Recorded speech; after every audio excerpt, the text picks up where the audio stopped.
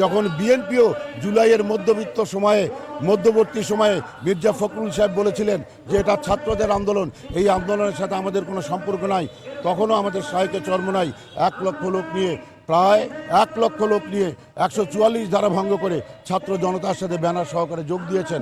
রংপুরে আমরা আবু সাইদ মুগ্ধর পাশাপাশি আমরা পায়রা চত্বরে আমাদের ব্যানার নিয়ে আমরা তাদের সাথে লড়াই করেছি ছাত্র জনতার সাথে। কাজেই ফ্যাসিবাদ আন্দোলন যদি বিফল হতো, সর্বপ্রথম ছাত্র জনতার পাশাপাশি রাজনৈতিক দল হিসেবে আমাদেরকে নিষিদ্ধ করা হতো, আমাদের নেতাদের গলায় ফাঁসি ঝুলত। কাজেই আজকে যারা এই জুলাই সনদ আমাদের অত্যন্ত জরুরি হয়ে পড়েছে, জুলাই সনদ দেওয়ার নামে যে নাটক করা হয়েছে, দীর্ঘ 1 বছর ধরে ঐকমত্য কমিশন অশ্বডিম্ব প্রসব করেছে, তারা জুলাই সনদের আলোচনা গুরুত্বের সাথে করে নাই। আজকে আমরা দেখছি আমাদের বর্তমান ইন্টারিম গভর্নমেন্টও গতকালকেই দেখলাম স্বরাষ্ট্র মন্ত্রণালয় থেকে প্রজ্ঞাপন প্রচার করা হয়েছে যে সেনানিবাসের ভিতরে একটি জেলখানা করার।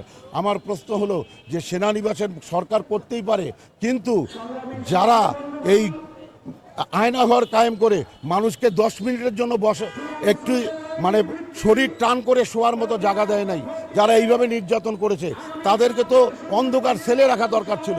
তাদের জন্য এত ভিআইপি জেলখানা করার কোনো কারণ আমরা দেখি না। এটা গুম খুন এবং এই গণহত্যাকারীদের সাথে একটা তামাশা করা। কাজেই সরকারকে বলবো, জনগণের পালস বুঝেন, অপরাধীকে অপরাধী হিসেবে চিহ্নিত করেন। সে অপরাধী কোনোদিন কোনো সেনাবাহিনীর সদস্য হতে পারে না।